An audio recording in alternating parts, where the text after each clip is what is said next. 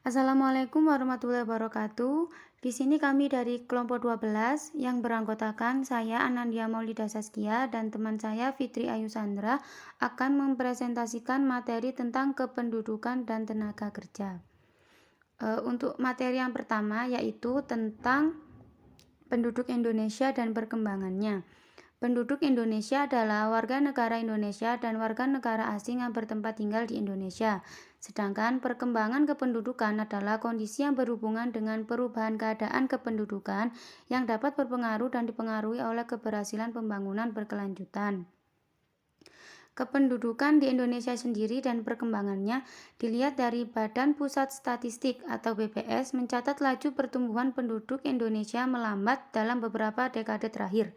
Berdasarkan hasil sensus penduduk tahun 2020 yang dilihat dari sepanjang tahun 2010 dan 2020, rata-rata laju pertumbuhan penduduk Indonesia sebesar 1,25%. Menurun cukup tajam dibandingkan periode tahun 1971 sampai 1980 yang sebesar 2,31%. Laju pertumbuhan penduduk terjadi karena dipengaruhi oleh faktor kematian, kelahiran, dan migrasi.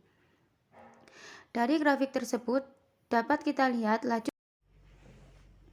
Untuk materi yang selanjutnya yaitu masalah urbanisasi. Urbanisasi adalah sebuah perpindahan populasi dari wilayah pedesaan menuju ke kota dan mengakibatkan berkurangnya jumlah penduduk yang berada di desa.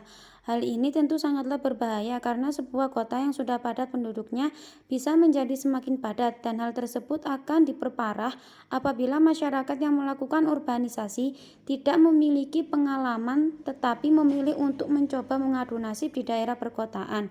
Penduduk desa yang menganggur bisa menjadikan kota semakin kumuh dan kepadatan menjadi tidak terkendali.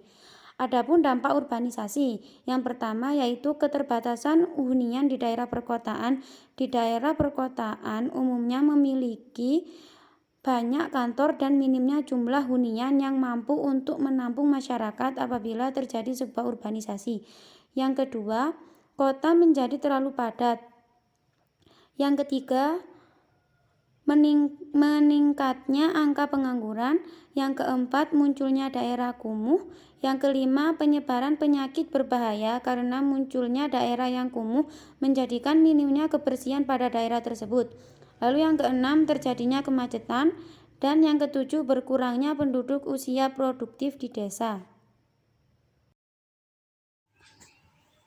Selanjutnya yaitu ketenagakerjaan. Pengertian ketenagakerjaan.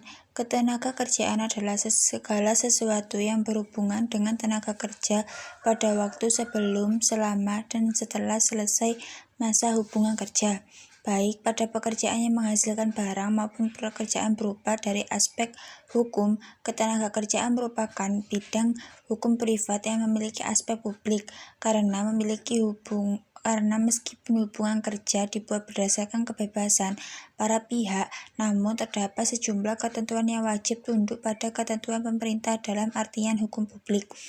Peraturan dan UU Ketenagakerjaan berdasarkan Undang-Undang Nomor 13 Tahun 2013 tentang Ketenagakerjaan dijelaskan bahwa ketenagakerjaan adalah segala sesuatu yang berkaitan dengan tenaga kerja baik pada waktu sebelum, selama, dan sesudah masa kerja.